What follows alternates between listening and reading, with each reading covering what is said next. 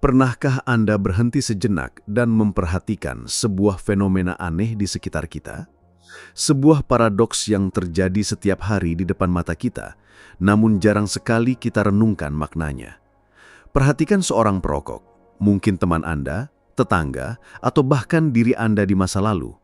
Semelarat-melaratnya kondisi keuangannya, sekritis apapun tanggal di kalender, entah bagaimana caranya, ia hampir selalu punya uang untuk membeli sebungkus rokok.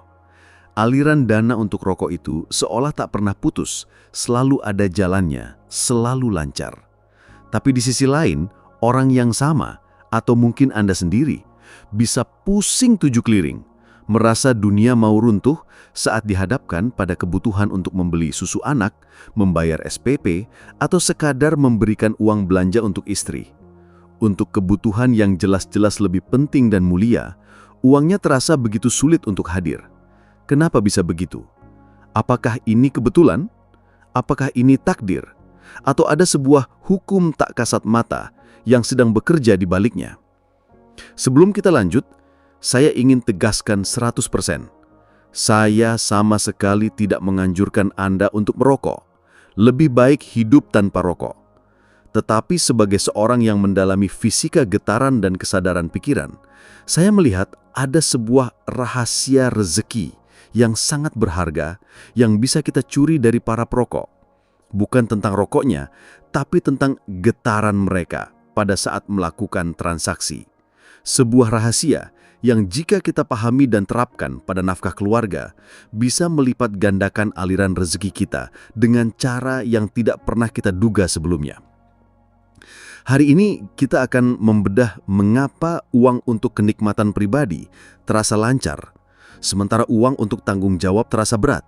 Dan yang lebih penting, bagaimana cara membalikan keadaan ini agar rezeki untuk keluarga Anda mengalir deras, sederas aliran uang untuk sebungkus rokok. Mari kita sebut hukum yang bekerja di sini sebagai hukum pembayaran emosional. Hukum ini menyatakan, alam semesta tidak merespon pada apa yang Anda bayar, tapi pada bagaimana perasaan Anda saat membayarnya. Setiap transaksi yang Anda lakukan adalah sebuah doa yang dibungkus dengan emosi. Dan emosi itulah yang didengar oleh alam semesta. Sekarang mari kita masuk ke laboratorium dan membedah dua getaran yang kontras ini. Getaran pertama, transaksi gembira si perokok. Bayangkan seorang perokok yang sudah seharian tidak merokok. Pikirannya mulai gelisah, lalu ia berhasil mendapatkan uang dan berjalan ke warung. Apa yang terjadi di dalam dirinya pada saat itu? Pada saat ia menyerahkan selembar uang kepada penjual dan menerima sebungkus rokok, ada sebuah ledakan emosi positif di dalam dirinya. Ada perasaan lega. Akhirnya, dapat juga. Ada perasaan gembira. Sebentar lagi aku akan menikmati ini. Ada perasaan puas, keinginannya terpenuhi. Pada momen transaksi itu, tidak ada sedikit pun perasaan kehilangan uang. Tidak ada penyesalan. Yang ada hanyalah kegembiraan murni karena sebuah hasrat akan segera terpuaskan. Uang yang ia keluarkan langsung terkonversi menjadi perasaan nikmat di dalam benaknya. Aliran yang ia pancarkan ke alam semesta saat itu sangat jelas dan kuat. Mengeluarkan uang untuk ini sama dengan kebahagiaan. Ia sedang berdoa dengan getarannya. Ya Tuhan, perasaan ini menyenangkan. Memberi uang untuk mendapatkan ini rasanya luar biasa. Beri aku lebih banyak kesempatan untuk merasakan kegembiraan transaksi seperti ini. Dan apa yang dilakukan alam semesta, ia hanya menjawab doa getaran. Ia tidak menghakimi apakah doa itu untuk rokok, permen, atau sedekah. Ia hanya menangkap getaran gembira saat membayar. Lalu ia akan mengatur berbagai kejadian agar si perokok bisa terus-menerus merasakan getaran itu. Entah dapat pinjaman dari teman, menemukan uang di saku celana lama, atau tiba-tiba ada saja proyek kecil. Selalu ada jalan untuk rokok. Getaran kedua, transaksi terbebani sang kepala keluarga.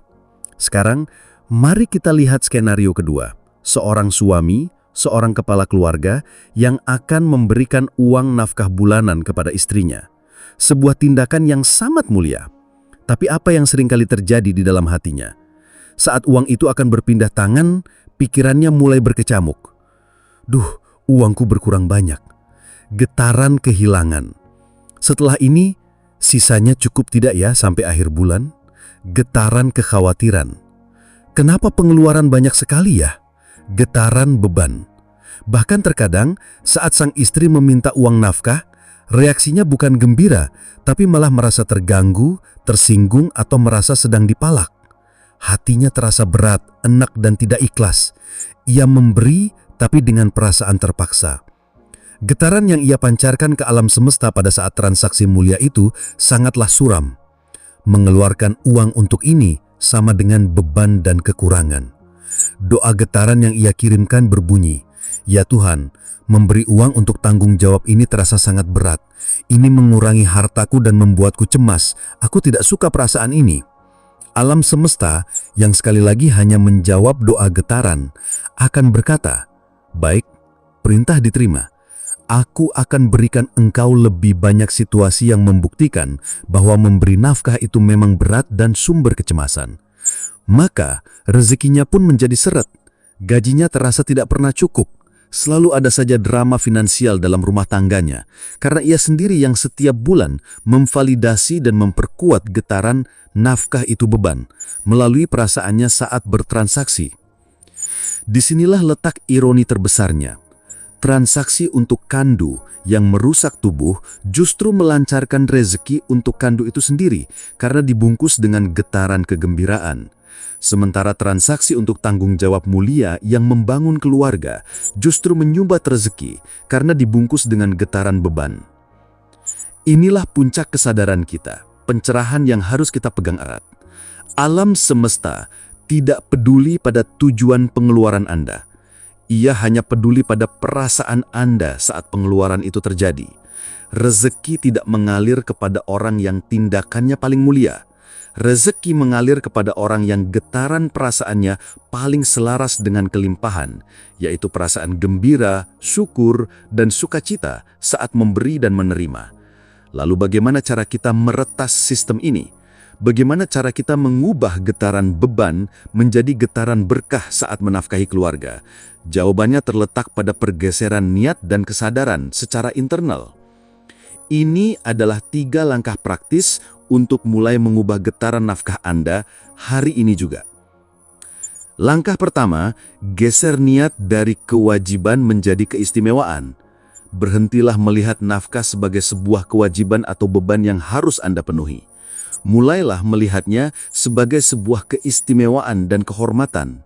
Ucapkan dalam hati, dari miliaran manusia di bumi, Tuhan telah memilihku untuk menjadi keran rezeki bagi orang-orang yang paling aku cintai, menjadi sumber kebahagiaan bagi istriku, menjadi penyedia gizi bagi anak-anakku. Ini bukan beban, ini adalah sebuah peran yang agung. Dengan mengubah sudut pandang ini saja, energi Anda akan langsung berubah. Dari energi seorang pesuruh yang terpaksa menjadi energi seorang raja yang dengan murah hati memberkahi kerajaannya. Langkah kedua, lakukan ritual gembira sebelum transaksi. Jangan pernah memberikan uang nafkah dalam keadaan terburu-buru, stres, atau dengan perasaan dongkol. Curi rahasia si perokok, ciptakan kegembiraan Anda sendiri. Sebelum Anda mentransfer uang atau memberikannya secara tunai, ambil jeda 30 detik. Pejamkan mata Anda, tarik napas dalam-dalam. Lalu bayangkan wajah bahagia istri Anda saat menerima uang itu. Bayangkan ia bisa membeli bahan makanan favoritnya. Bayangkan wajah gembira anak Anda saat bisa jajan atau membeli mainan baru dari uang itu. Rasakan kebahagiaan mereka seolah-olah Anda bisa merasakannya di dada Anda. Biarkan perasaan hangat dan gembira itu memenuhi diri Anda. Dari perasaan itulah, barulah Anda pindahkan uangnya. Anda sedang menempelkan getaran kegembiraan pada uang nafkah Anda. Anda sedang menyegelnya dengan energi kelimpahan. Langkah ketiga, ubah doa Anda saat memberi. Saat uang itu berpindah tangan, gantilah keluhan internal Anda dengan sebuah doa syukur yang kuat. Ucapkan dalam hati, "Terima kasih ya Tuhan. Engkau telah mempercayaiku untuk menjadi saluran rezekimu. Aku memberikan ini dengan penuh cinta dan sukacita. Aku tahu dari mana sumber ini datang, di sana ada lebih banyak lagi yang tak terbatas." Dengan melakukan ini, Anda secara sadar mengubah doa getaran Anda dari uangku berkurang menjadi sumberku tak terbatas. Dari ini beban menjadi ini berkah. Mulai sekarang, pandanglah setiap kebutuhan anak dan istri Anda bukan sebagai beban pengeluaran, tapi sebagai undangan untuk kelimpahan. Saat anak Anda minta dibelikan sepatu baru, jangan berkata dalam hati, "Duh, keluar uang lagi." Tapi katakan, "Alhamdulillah, Tuhan mengirimiku undangan untuk menarik rezeki senilai harga sepatu ini." Saat istri Anda meminta uang belanja, jangan merasa terbebani, tapi bersyukurlah. "Terima kasih Tuhan, Engkau memberiku kesempatan lagi untuk mempraktikkan getaran kelimpahan melalui transaksi yang mulia ini." Jadilah perokok untuk keluarga Anda, bukan dalam arti harfiah yang merusak, tapi dalam getaran kegembiraannya. Sambutlah setiap permintaan nafkah dengan perasaan sukacita yang sama seperti seorang perokok menyambut sebungkus kebahagiaannya. Karena pada akhirnya, rejeki itu seperti udara. Ia akan selalu mengisi ruang yang kosong. Jika hati Anda dipenuhi dengan perasaan beban dan kesempitan, maka rejeki pun enggan masuk.